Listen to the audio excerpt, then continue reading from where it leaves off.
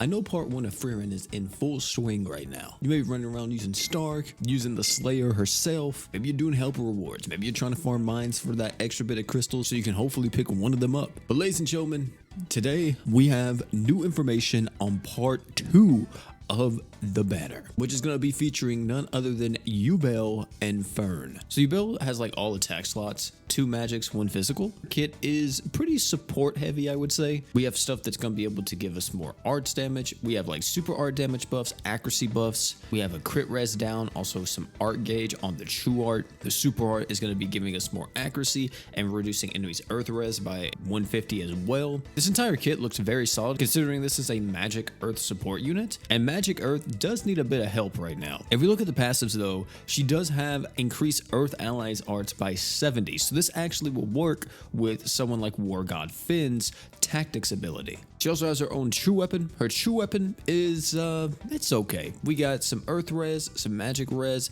and then it's equipped by her. We get more damage and art gauge. Actually, I think Ubel is not that bad of a unit. Of course, I know she's really all about mono earth, but at the same time, you could really use this character in a lot of different situations. If you just start playing the game and you got Fern, well, if you can pick up Ubel, you can use both these guys on the same team and they'll stack Archgen together. The only thing that I'm not liking too much, just kit wise, not even talking about team composition wise yet, is mainly the skill. The skill has 2 effects, but I would have just rather taken off the damage res and just gave more Archgen for her. But they probably didn't do that considering her art gives 10 arts per second for like 12 seconds. But if we take a look at the earth characters right now that we could use her alongside, there's a few that actually comes to mind. You could be running around with her and Veldora. Veldora is going to be giving her even more damage at that point. You could use someone like Evil Eye, which she's going to be giving a good burst of DR along with Archgen, magic damage ups, a bunch of good stuff there. And then really for that last character, it's really hard to tell because, I mean, look,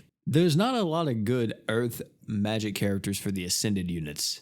So I would say more than likely you're using Valentine's Lisa, or you're going to be going off with like, well, she's not out on global, but maybe you'll use Eleanor, maybe.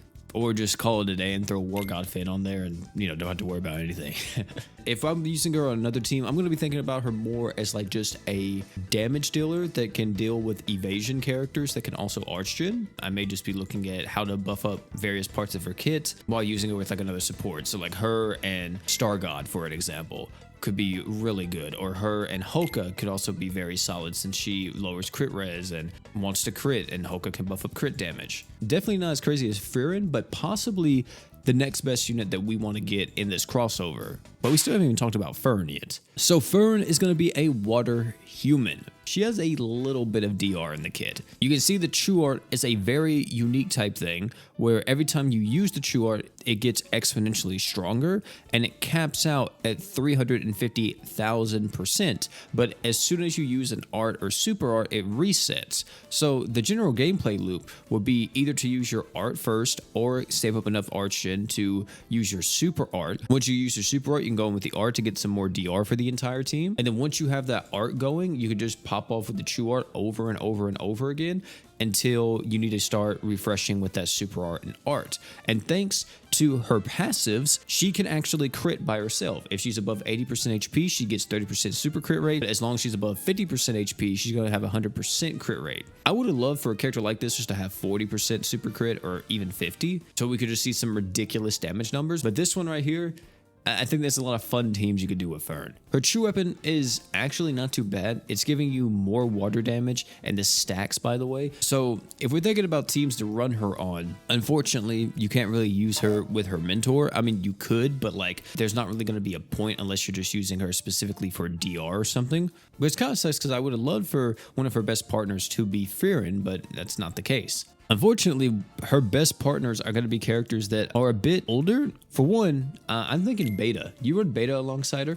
Beta's going to be great with this character, considering that she's going to be able to give her Archgen. Beta's also going to be able to handle the DR, so you don't even have to worry about maybe using the art unless you just want that burst of 20 arts. Not to mention as well, every time Beta uses her super art, she's going to be getting more magic damage to the entire team, which is going to buff up Fern's damage. Of course, if you don't have beta, you could also maybe just throw in like a Star God here, and Star God can use her super art to buff up Fern's damage, and then also to lower equipment CTs, and that would help out with Fern's true weapon. But if we're sticking to mono water, we're going to be going beta. We can also use someone like Hoka to buff up crit damage. Because if we're using a critical attacker, we're going to want Hoka on the team 9 times out of 10. You could use Summer Ilya, and Summer Ilya is going to be able to stack magic res down on the enemy. Or if you're on JP, you could use the Star Swordswoman Rosetta, which is going to be another magic damage buff, but this one's going to be a permanent damage increase with her super art, and even more archgen for the team, considering that Rosetta is a type B archgener. The only thing that I think's weird in this whole kit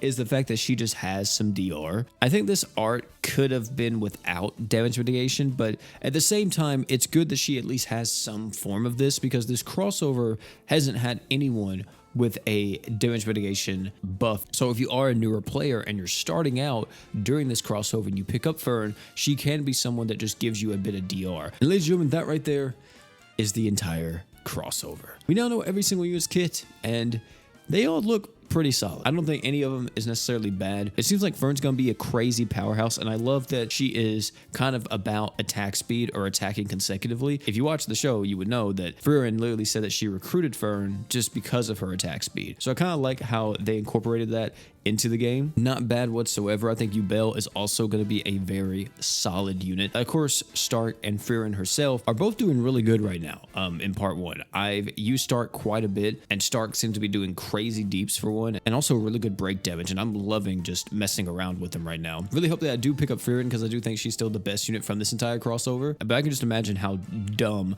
her damage numbers and everything are at the current moment. Either way though, you guys let me know down below how you all feel about this crossover. Do you like it? Do you hate it? What's the deal with it? Also, let me know, are you going for anybody in part 2, or are you just deciding to save up your currency and keep trying to go for the part 1 banner? Let me know all that type of stuff down below in the comment section. Oh, and one more thing before you all leave, don't forget to drink water.